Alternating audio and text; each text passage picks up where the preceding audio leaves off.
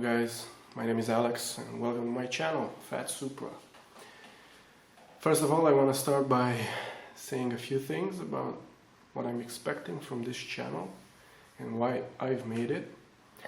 First of all, I'd like you to know that the main reason behind this is the fact that I'd like to share as much as possible with you guys everything I know about cars, be it mechanics, experiences I had with certain models of cars. And I'm a petrol head myself. It's full-blown disease, if you want. You probably know how that feels. So there you have it. And I would like to say thank you to some fellow YouTubers who inspired me in creating this channel of my own, and one of them is Eric the Car Guy. Most of you probably know who he is. You've probably watched his videos. He's been around since like forever. I think he's on YouTube for at least 4 years, and I want to say that I've learned a lot from Eric the Car Guy. He has a very nice personality. You can learn a lot watching his videos, and that made me confident, and that's how I started, working on my own cars. And I really enjoy working on cars, well, especially on nice cars, of course. Probably most of you out there who are true petrol heads enjoy working on their cars. It's part of the experience, of the lifestyle. So yeah, I want to thank Eric the Car Guy with this occasion for inspiring me to create my own channel, to show you guys what I work on my cars. And well, the thing is, there are so many makes and models out there that I thought, hey, one more YouTube channel wouldn't be that bad, would it? I mean, there are so many cars out there. And for example, in my case, I've been searching for videos about my Supra. It's a Mk3 Supra, and there aren't many videos out there showing you how to work on a Mk3 Supra. Just little bits and parts, nothing special. And it's a 7M engine as well. So there you go. You don't find many enthusiasts who would choose a 7M engine over a 1JZ or a 2JZ, but I chose a 7M, and we'll get into that later on. But now I would like to talk to you about the other YouTuber that inspired me to start my own channel, and that is TJ Hunt. Again, probably most of you know about him. You've watched his videos, and I have lots of friends who find him obnoxious. They can't stand his videos, his personality, but I don't know, there's something about him and his videos that made me realize that I like making videos with cars, about cars, and share the enthusiasm with other people through YouTube, because it's a more powerful experience to share it with a video, when you can visualize things. So yeah, I want to thank him for inspiring me, for making me realize that I could really enjoy doing this, having a YouTube channel of my own.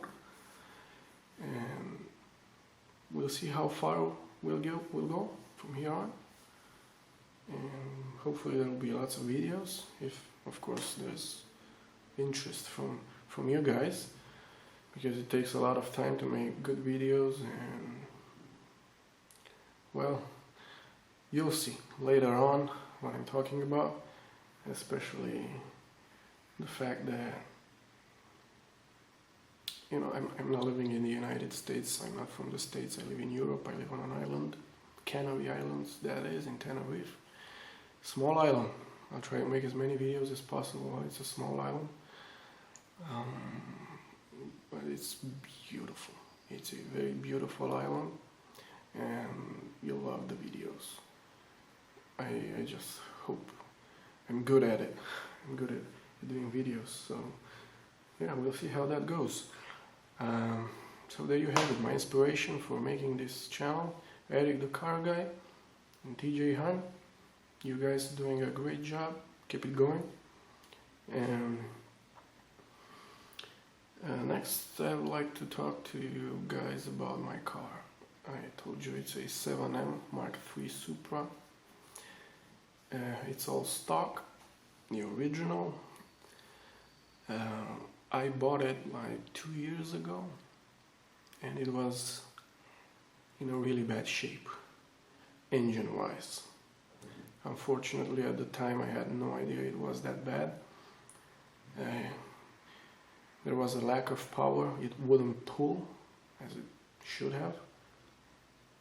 So, with my limited knowledge about mechanics and stuff, I thought maybe it was the turbo. Because the engine itself didn't really make any noises, or, you know, it was smooth, everything was smooth, but the power wasn't there. So it never occurred to me that it could be something else, and something as bad as you'll find out. So yeah, and I bought it cheap, well, cheap for Europe, that is, for like about, I don't know, $4,000, $4,000, I think it is the equivalent of what I paid for it. And well, the problem with the engine was that 2 of the cylinders were fucked. Sorry for the language, but imagine the disappointment I had when my good friend, my master mechanic Ian, took the engine out, and well, after going through a compression test, of course, and 2 of the cylinders were like 60 or 70, something like that. So he took it out, and 2 of the cylinders had deep scratches in them because the guy, previous owner or owners who had the car, took really good care of it, you know. They haven't changed the oil, it suffered from oil starvation, that engine, and there was nothing we could do about it. We had to scrap that block. We had to scrap actually the entire engine because it's quite difficult to find parts for a Mk3 Toyota Supra in Europe. Well, for most Japanese cars it's hard to find parts. Very difficult to find parts for Japanese cars, old Japanese cars that is, in Europe, especially for a 7M engine. There's not many of them. And my good friend Ian, he hooked me up with an engine from Great Britain, from the UK, a 7M as well. I didn't want to go down the 1JZ or 2JZ route because, well, we'll talk about that later. There's a lot to talk about, the differences and why I chose a 7M over a 1JZ or a 2JZ. But right now I want to keep it as short as possible for this first episode. I don't want to bore you guys with just one video, you know. And yeah, so I had to buy another engine, another 7M. We had to strip it all off, make sure that one was good, that there were no surprises there either. And yeah, it was a pretty good lump. We had to rebuild it, of course, piston rings, bearings and all that, you know, the consumables, if you like. So yeah, we built it, put it all back together, and absolutely fantastic, like brand new, if not better. And it's an awesome car. I fell in love with it, and one of the main reasons why I chose the Mk3 Supra is, well, it embodies the late 80s, early 90s design and technologies, which I really like. I like that kind of design. It's really comfortable car. It's the most comfortable car I've ever driven in my life, and I had to deal with 60, 70, 80, 90, $100,000 cars, and none of them were as comfortable as this Supra. I swear to God, man, it is absolutely beautiful. It is a GT cruiser, and it's wonderful. It's perfect at what it's supposed to do, you know. And the torque is there, comfort is there, the looks are there, everything's there. But I had another mishap with it, a blown head gasket. Now, before you go saying, oh yeah, because the 7M, no. It was torqued properly, alright? Some of you probably know about the 7M engines and the head gaskets, that they were not torqued properly from the factory, so you had to re-torque them.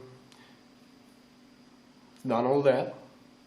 Don't worry about it. It was my fault for that happening, actually.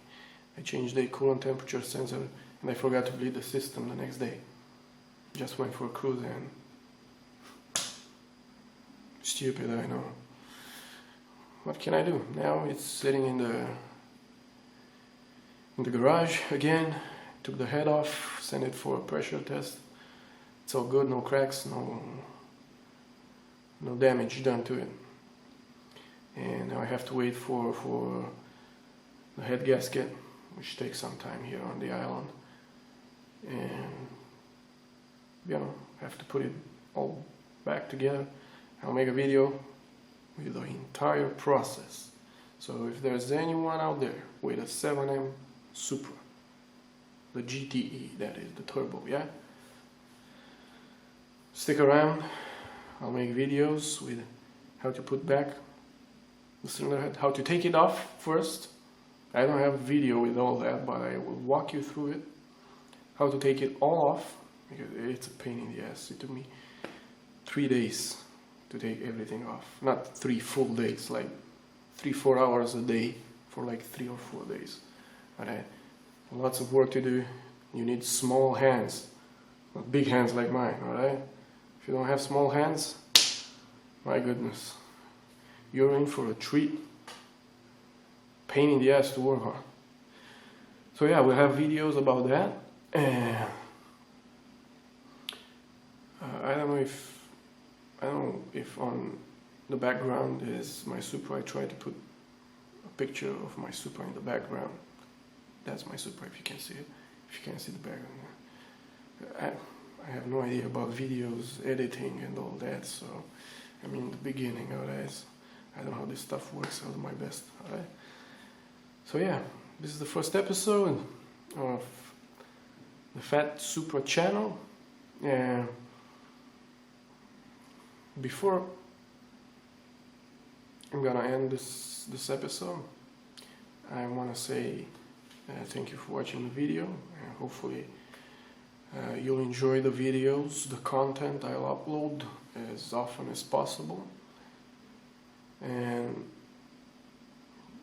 at the end of each episode, I'll have some questions for you guys, you know, car related, that is. And I want to start by asking you some questions from the very first episode. And I don't know how many of you will actually watch this or subscribe or whatever, but I'm putting it out there for whoever's interested. And I want to talk about Dieselgate. Camera turned off again. I don't know what the hell is wrong with it. Well, going back to what was I talking about? Oh yeah, one particular article from Jalopnik about this Volkswagen mess, Dieselgate and stuff. About a guy who stripped down his Volkswagen. I mean, stripped down as in just the chassis left, the driving seat and the driver's seat, the steering wheel, and pretty much that's it. Because Volkswagen said that if you want to be part of the buyback program, alright, you need to give them your car back operable. That's what it says or states or something like that, I don't know. And people started stripping down their cars. I mean, really? Come on, man. What a waste of time. What for? You probably didn't even care about the emissions in the first place. You probably had no idea about them. And nobody's buying a car based on the emissions, as far as I know, and the people I know. Nobody cares about that, okay? Sure, there's the butthurt people who wanna, take advantage of everything they can in their favor. But really, I mean, how pathetic is that? I want to ask you guys, what do you think about this? Seriously now. Do you condone this type of behavior? Are you okay with it? Would you do the same? You're against it? Because, quite frankly, I am shocked. And I am shocked that these guys at Jalopnik seems like they are agreeing with this type of behavior.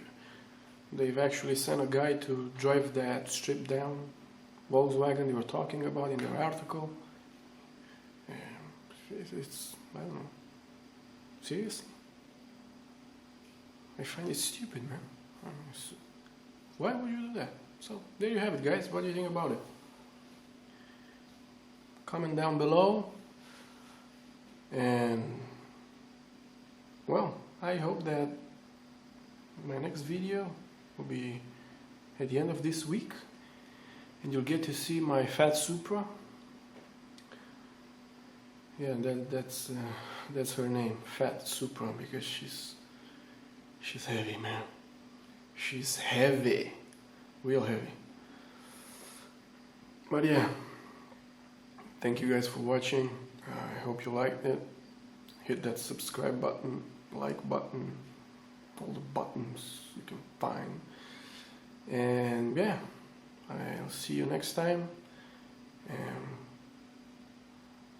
peace out.